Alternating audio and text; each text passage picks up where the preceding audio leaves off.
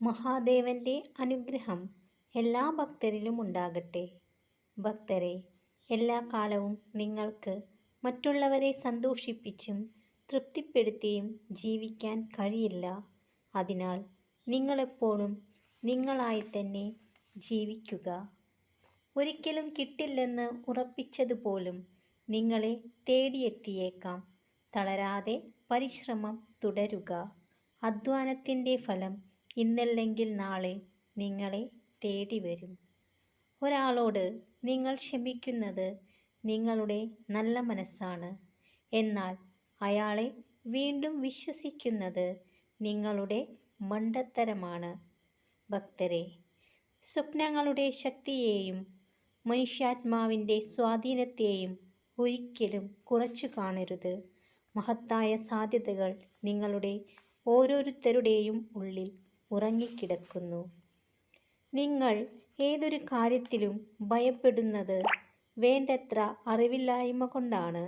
കാര്യങ്ങളെ പൂർണ്ണമായും മനസ്സിലാക്കിയാൽ ഒരിക്കലും ഭയമുണ്ടാകില്ല. ഭക്തരെ, ഒരു കള്ളം കൊണ്ട് നഷ്ടപ്പെടുത്തിയ വിശ്വാസം 1000 സത്യങ്ങൾ കൊണ്ട് തിരിച്ചെടുക്കാൻ കഴിഞ്ഞെന്ന് വരില്ല. ആത്മാർത്ഥ സ്നേഹവും ആഴത്തിലുള്ള വിശ്വാസവും ആരിലും അമിതമായി അർപ്പിക്കരുത്. കാരണം മനുഷ്യൻ മാറും, കൂടെ അവരുടെ മനസ്സും. ഭക്തരെ, വാക്കുകളിൽ തരുന്ന സ്നേഹത്തെക്കാളും പ്രവൃത്തികളിൽ തരുന്ന സ്നേഹത്തെ വിശ്വസിക്കുക. ഒറ്റയ്ക്ക് നിൽക്കുക എന്നതിൻ്റർത്ഥം നിങ്ങൾ തനിച്ചാണെന്നല്ല.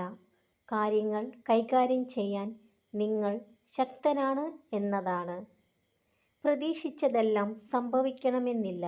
എങ്കിലും നല്ലത് ചെയ്യുക, നന്മയിൽ ജീവിക്കുക.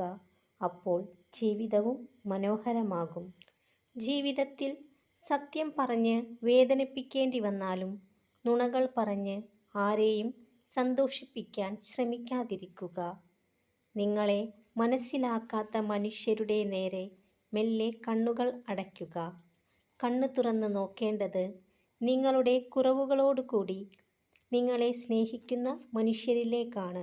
നിങ്ങൾ ചെയ്യുന്ന നല്ല കർമ്മങ്ങൾ വഴി മറ്റൊരാൾക്ക് സന്തോഷം ലഭിക്കുന്നുവെങ്കിൽ അതാണ് ഏറ്റവും വലിയ പുണ്യങ്ങളിലൊന്ന്. പിടിവാശികൾ ജയിക്കുമ്പോൾ ബന്ധങ്ങൾ അകലുന്നു. എന്നാൽ വിട്ടുവീഴ്ചകൾ ചെയ്യുമ്പോൾ മനസ്സുകൾ അടുക്കുന്നു. അങ്ങനെയായിരിക്കണം ഹൃദയത്തോട് ചേർത്ത് നിർത്തുന്ന സ്നേഹബന്ധങ്ങൾ. മൗനമാണ് പലപ്പോഴും നല്ലത്. പ്രതികരിക്കാൻ പോയാൽ നിങ്ങൾ തെറ്റുകാരനാകും. കാരണം തെറ്റ് ചെയ്യുന്നവർ ന്യായീകരിക്കാൻ ഏറ്റവും മിടുക്കരായിരിക്കും. ഒരു വ്യക്തിയോടുള്ള നിങ്ങളുടെ സ്നേഹം ആത്മാർത്ഥമാണെങ്കിൽ പലപ്പോഴും അത് നിങ്ങളുടെ കോപത്തെ നിയന്ത്രിക്കാൻ സാധിക്കും. ഭക്തരെ, നിങ്ങളെ ആത്മാർത്ഥമായി സ്നേഹിക്കുന്നവർ, അവർ എത്ര തിരക്കിലാണെങ്കിലും നിങ്ങൾക്കു വേണ്ടി സമയം കണ്ടെത്തുകയും നിങ്ങളോടൊപ്പം സമയം ചിലവഴിക്കുകയും ചെയ്യും.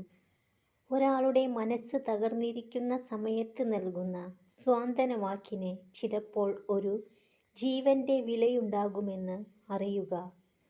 നഷ്ടങ്ങളെക്കുറിച്ച് ഒരുപാട് ചിന്തിക്കാതിരിക്കുക. അത് നിങ്ങളുടെ മുന്നോട്ടുള്ള നേട്ടങ്ങൾക്ക് തടസ്സം സൃഷ്ടിക്കും. ഭക്തരെ, ഏത് പ്രശ്നം മുന്നിൽ വന്നാലും മനസ്സിൽ ആദ്യമെത്തുന്നത് പരിഹാര ചിന്തയാണെങ്കിൽ നിങ്ങൾ വിജയത്തിൻ്റെ വഴിയിലാണ്.